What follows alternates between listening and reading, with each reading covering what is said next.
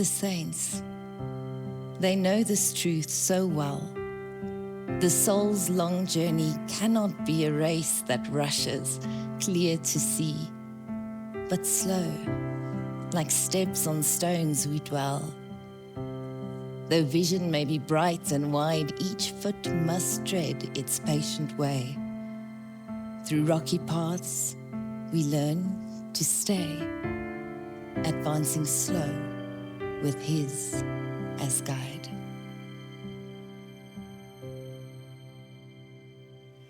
Lees saam met my vandag se skrifgedeelte. Toe Jesus hierdie woorde gespreek het, het hy saam met sy disippels uitgegaan oor die spruit Kedron, waar 'n tuin was, waarin hy ingegaan het, en sy disippels. En Judas wat hom verraai het, het ook die plek geken, want Jesus het dikwels saam met sy disippels daarheen gekom. Toe Judas se bende manne en die offisiere van die owerpriesters en die fariseërs ontvang het, het hy daarheen gekom met lanterns en fakkels en wapens. Jesus het dan, omdat hy alles geweet het wat oor hom sou kom, uitgegaan en vir hulle gesê, wie soek julle? Hulle antwoord hom, Jesus van Nasaret. Jesus sê vir hulle, dit is ek. En Judas, wat hom verraai het, het ook by hulle gestaan. Toe hy dan vir hulle gesê, dit is ek, het hulle agteruit gegaan en op die grond geval. Toe vra hy hulle weer, wie soek julle? En hulle sê, Jesus, die Nasaret. Jesus antwoord, ek het vir julle gesê dat dit ek is.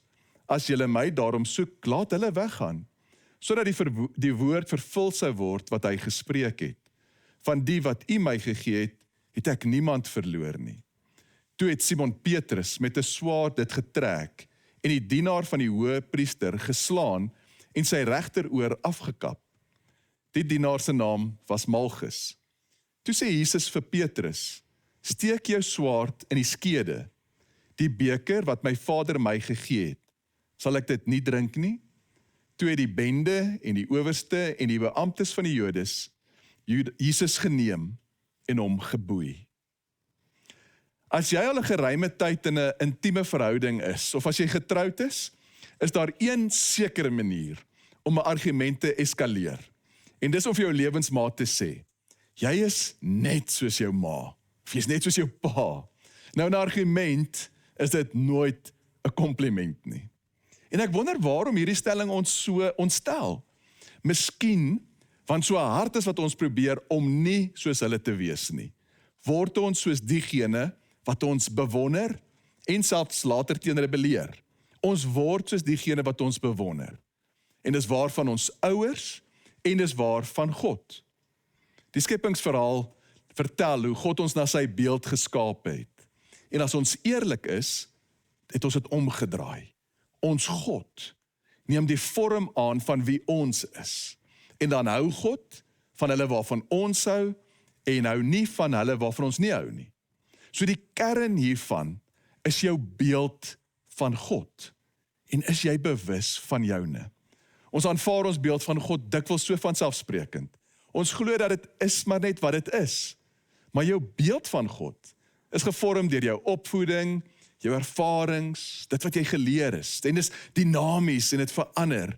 Jou beeld van God bepaal hoe jy dink God is en wat jy van God sal verwag. Dit beïnvloed hoe jy bid, hoe jy met ander mense is en hoe jy ook in moeilike omstandighede, hoe jy in lyding, uitdagings reageer. Jou beeld van God kan dan jou verhouding met God of help of belemmer. Dit bepaal of jy God benader vanuit vrees, om op 'n afstand te hou of in liefde naderkom. So ons moet onsself vra, is die beeld van God wat ek in my hart dra, nie die een in my kop nie, die een wat Jesus bekend maak. En in vandag se skrif vra Jesus, vir wie soek julle?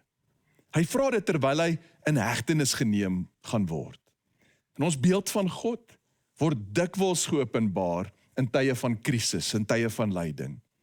Ons verken vandag 3 dinge om ons te help dink aan ons beeld van God en om te verdiep in ons vriendskap met hom. Eerstens, om bewus te raak van my beeld van God. En Judas en die soldate en Petrus gee vir ons 3 skewe beelde van God. Ons gaan kyk dan ook hoe ons na Jesus kan kyk om ons beeld van God te vorm. En dan derdens, 2 praktyke, waarin ons God dan toelaat om ons beeld en ons ervaring van God te genees. So eerstens, om te verdiep in my vriendskap met God, word ons bewus van ons beeld van God. En ons sien 3 skewe beelde van God in Jesus se arrestasie. Dink nou byvoorbeeld aan Judas. Nou sy reis saam met Jesus het begin met Jesus wat hom genooi het om sy disipel te word. Nou om gevra te word om 'n rabbi te volg, was geen geringe ding in hulle tyd nie.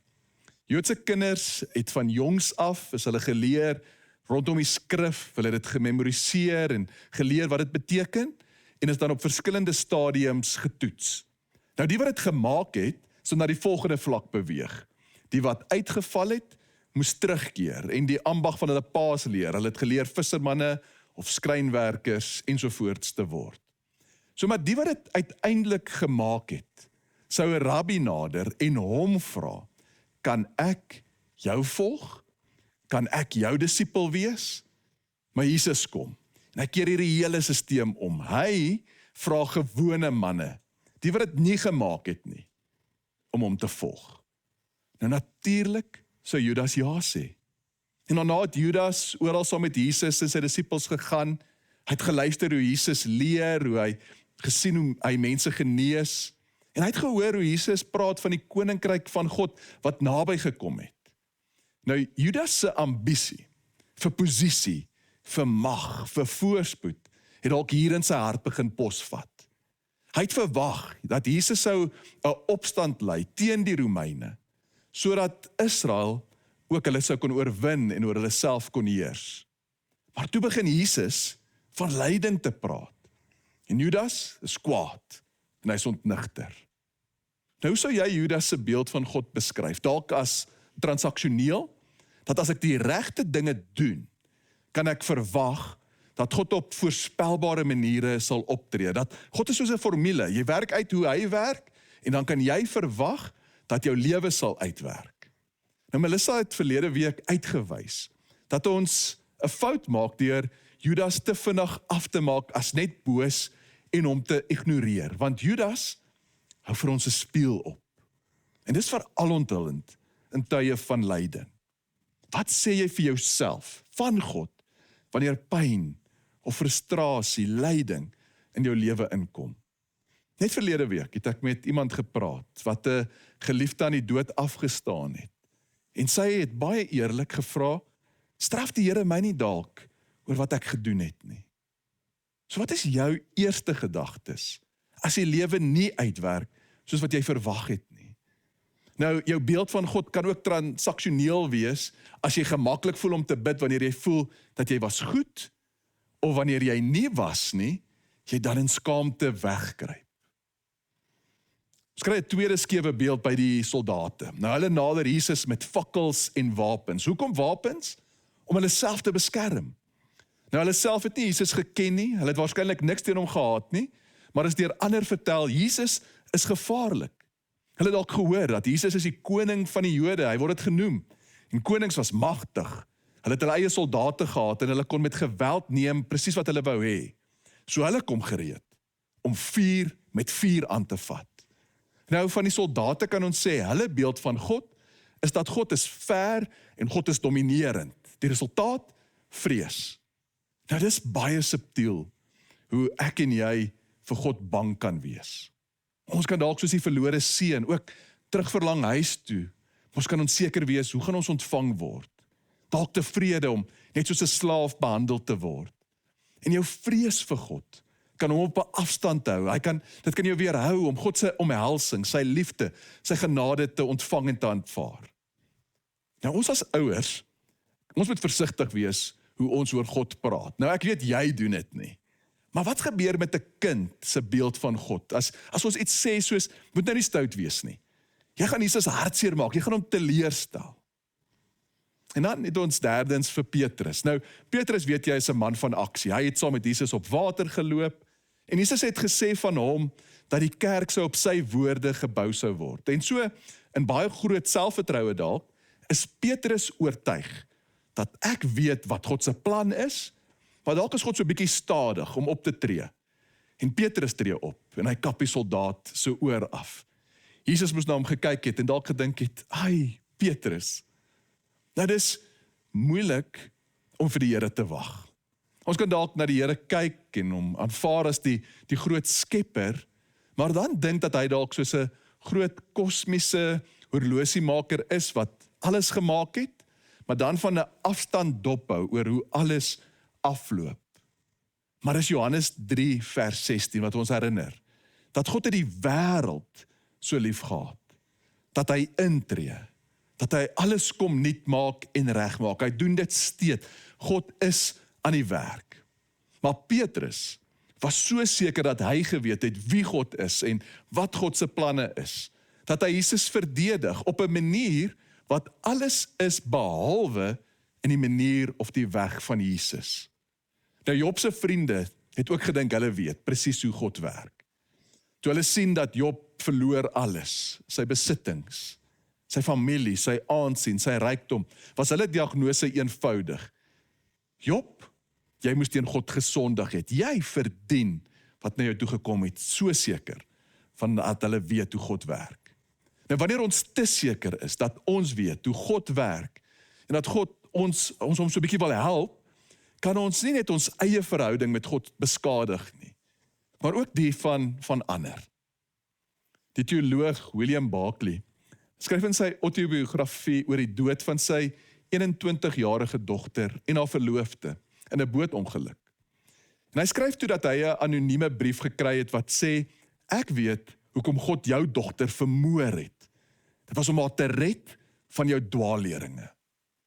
Nou William skryf dat as hy die skrywer se adres gehad het, sou hy wou teruggeskryf het, nie in woede nie, maar met empatie. En hy sou skryf, jou God is my duiwel. Nou as ek kyk na ons wêreld en ek sien die verdeeldheid en die woede, hoe verskillende groepe so seker is van hoe God is, vir wie God is en teen wie God is, wonder ek of dit nie ook is wat gebeur in ons wêreld nie. Ons vorige ervarings van God kan ook in die pad staan van 'n dinamiese, transformerende lewe saam met God. Petrus was vir 3 jaar saam met Jesus en hy het ook saam met hom geleef. Hy het ook na sy woorde geluister en gekyk hoe hy leer en steeds moes Petrus se beeld van God genees word. Dit was eers na Jesus se opstanding dat Petrus kon sien en ervaar wie Jesus werklik is. So wat is dalk die skewe idees van God wat jou kan weerhou van 'n diep transformerende vriendskap met hom? Nou toe die soldate kom en Jesus arresteer, toe stap Jesus vorentoe en hy vra hulle, vir wie soek julle? En hulle sê Jesus van Nasaret, waarop Jesus antwoord, dit is ek. Nou die vertaling verloor iets van die krag, van die Grieks, want Jesus se antwoord, echo God se antwoord toe Moses vir hom vra wie God is, en God sê, ek is. Toe die soldate dit hoor, en hulle val hulle dadelik op die grond, want sy woorde, sy teenwoordigheid dra krag. Die soldate het gekom om bloot 'n man te arresteer, maar hulle staan in teenwoordigheid van die Seun van God. En ons vriendskap met God, ons beeld van wie God is, kom in fokus deur te kyk na Jesus. Kolossense 1 vers 15 lees ons dat Jesus, die Seun, is die beeld van die onsigbare God. Wanneer ons soek na God, soek ons nie in die donker nie. Jesus het gesê dat as jy hom gesien het, het jy die Vader gesien. God se huisadres is Jesus. En wat ontdek jy van God soos wat jy na Jesus kyk? Onder andere, dat God is nie transaksioneel nie. Jesus het gekuier met hulle wat verstoot is, met die met 'n slegte reputasie. En hy vergewe en hy genees. Nie omdat mense dit verdien het nie, nie omdat hulle goed is nie, maar omdat God goed is. As God vir ons sou gee wat ons verdien, sou dit nie genade wees nie, maar karma. En in so baie opsigte word ons beskerm teen die gevolge van ons gebrokenheid en ons foute. En ander kere, wanneer die resultate daarvan kom, gee God vir ons die genade om deur dit te werk. En ons ontdek in Jesus ook, God wat nie ver is nie, maar hy's hier. Hy's teenwoordig. na sy hemelvaart, vol sy teenwoordigheid, die hele skepping sê die Bybel. God is teenwoordig in tye wanneer dit goed gaan, maar hy is ook teenwoordig in ons donker tye. Dis in Johannes 14 wat ons hoor, dat Jesus sê, hy is die weg, hy is die waarheid, en hy is die lewe, en dat niemand na die Vader toe kom, behalwe deur hom nie. Nou, dis 'n moeilike stelling vir moderne ore. Ons is gemaklik om na Jesus te kyk as 'n groot denker, of as 'n morele leier, of selfs 'n teacher, maar die seun van God. Die enigste weg na God die Vader. Maar die realiteit is, dat dit net Jesus is wat hierdie uitnodiging rig.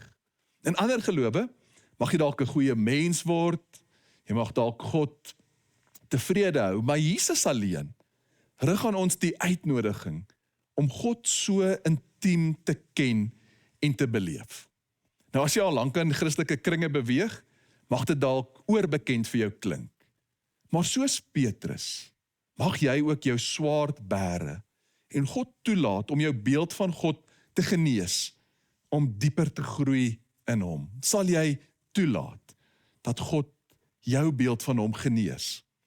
Ek wil graag met ons 2 praktyke deel wat ons daarin kan help. En eerstens is wees saam met Jesus in die evangelies. Nou ons vriend Trevor Hudson vertel in een van sy boeke, hoe hy vir Dallas Willard gevra het jy dalk vir my 'n leeslys van boeke wat jou gevorm het? En Dallas het vir hom geantwoord, lees Matteus, Markus, Lukas en Johannes. Trevor sê hy was so 'n bietjie teleurgestel en hy vra toe weer, okay, ek het dit, maar enigiets anders. En Dallas sê toe, so 'n bietjie meer dringend, Trevor, ek stel voor dat jy vir die volgende 20 jaar die evangelies oor en oor lees. Verdiep jou in Jesus se woorde en dade en memoriseer soveel as wat jy kan. Nou hierdie raad is eenvoudig, maar as ons eerlik is, iets wat ons so maklik laat glip. Maar deur saam met Jesus te wees in die evangelies, groei ons in ons kennis, maar meer belangrik, sy gees is saam met ons, soos wat ons van hom lees. En hy kan met ons praat, deur ons verbeelding, en hy kan ons leer, en hy nooi ons. Ons betree die woorde, wat ons in die evangelie skryf met dieselfde vertroue as die disippels, dat toe Jesus hulle vra, of hulle nie ook sal wegdraai en wegloop, toe sy woorde moeilik is nie, Jesus sou sê, maar waarheen sal ons gaan? By U is die woorde van lewe. So wanneer ons in die evangelies is, saam met Jesus, kan jy ook jou verbeelding verbruik. Nou, ons verbeelding is 'n God-gegewe vermoë. Kinders kry dit so maklik reg. En het God ons nie genooi om soos kinders sy koninkryk te aanvaar en te ervaar nie. So wanneer jy tyd spandeer in die evangelies, wees in dit met jou verbeelding, gebruik jou sintuie om te sien en om te hoor en om te voel. En dan kan jy ook met een van die karakters praat en ook luister en dan met God hieroor praat, soos een vriend met 'n ander. God is liefde. Liefde wil altyd kommunikeer. God wil homself aan jou openbaar. En so het ek in hierdie week in my verbeelding my geplaas by Jesus se arrestasie. En in my verbeelding het ek 'n gesprek gehad met een van die soldate oor hoekom hulle Jesus gearresteer het, hoekom hulle Jesus op 'n afstand hou. En deur dit het ek bewus geraak dat daar ook so mense in my lewe is wat vir God bang is, wat dalk na God kyk met woede of met 'n teleurstelling. En ek wil vir die Here vra, Here, gee vir my wysheid, gee vir my liefde om in my interaksies met hierdie persone ook U weg bekend te maak. En oor 'n paar weke in Heilige Week gaan ons in verbeeldingsgebede ingaan wat opgeneem is en beskikbaar gestel sal word om ons te help om hierin te groei. En dan 'n tweede praktyk om God toe te laat, om jou beeld van God te genees, is om saam met hom in stilte te wees. God nooi ons na 'n werklike verhouding, 'n interaksie met God. Nou in vriendskappe is daar tye wanneer ons praat, daar's tye wanneer ons luister, maar vriende kan ook saam wees in die stilte. En nou soms is ons stilte tyd saam met die Here alles behalwe stil. Om in stilte by God te wees, is vir ons om te laat gaan. Te laat gaan van ons vooropgestelde idees, van my planne, van my agendas, en net om by God te rus. Ons siel kom tot bedaring, soos 'n gespeende kind by sy moeder, soos wat ons lees in Psalm 131. Nou weer eens, dis 'n baie eenvoudige praktyk, tot jy begin dit doen. Soos wat ek gaan sit, in stilte is 'n paar oomblikke, dan word ek bewus van hierdie onrustigheid in my. Ek dink aan alles wat ek nog moet doen. Of jou gedagtes begin hardloop in verskillende rigtings. En dan is dit helpvol om 'n gebedswoord of 'n frase te hê om jou intensie te bevestig, om saam met die Here te wees in oorgawe. Dalk 'n kort frase soos Here, liefde, of Jesus, genade. Soos wat jou gedagtes begin dwaal, net terug te keer na hom toe. Nou wanneer ons by die Here rus, is die doel nie om iets te hoor nie, of nie selfs iets te voel nie. Maar dit is goddelike terapie, om by God te wees. Dit skuif ons, dit maak plekke in ons siel gesond, wanneer jy in die teenwoordigheid is van God wat na jou kyk met liefde, en wat jou sy geliefde noem. En so soms kan jy dalk uit die stiltyd opstaan met 'n vreugde, of selfs met trane, terwyl daar dalk niks is wat vir jou die vreugde of trane veroorsaak het nie. Maar soos wat ons sit in die stilte, en ons laat gaan van ons wapens, ontvang ons God se genade en God se liefde. En soos wat jy by God is, in die stilte met die wete dat hy's hier, hy's teenwoordig, groei ons in ons vriendskap met hom. Ons kom tot rus by God, die een na wie jou hart opsoek is. Vriende, vir wie soek jy? En wat is jou beeld van God? Ek wil jou nooi om verder hierdie week met die vrae te leef, en die lensgids sal jou daarmee help. Vra die Here om jou te help om bewus te word van jou skewe beelde van God. En vra om jou dan te help om na Jesus te kyk. En soos wat jy saam met hom is, mag jy sy krag, sy teenwoordigheid en sy vriendskap opnuut ontdek. Kom ons bid saam. Here, U is altyd groter en beter, ook as ons beste gedagtes van U. En Here, help ons om bewus te word van ons idees van U wat in die pad staan, van wie U werklik is. Vorm ons gedagtes van U, soos wat ons van U lees. Here, raak ons harte en siel aan. En Here, help ons om ons oë op U gefestig te hou. Jesus, U wat die outeur en die volëinder is van ons geloof. Ons bid dit in Jesus se naam. Amen. Ontvang die seën van die Here, die genade van ons Here Jesus Christus, die liefde van God die Vader, en die teenwoordigheid van sy Heilige Gees is en bly met jou. Amen.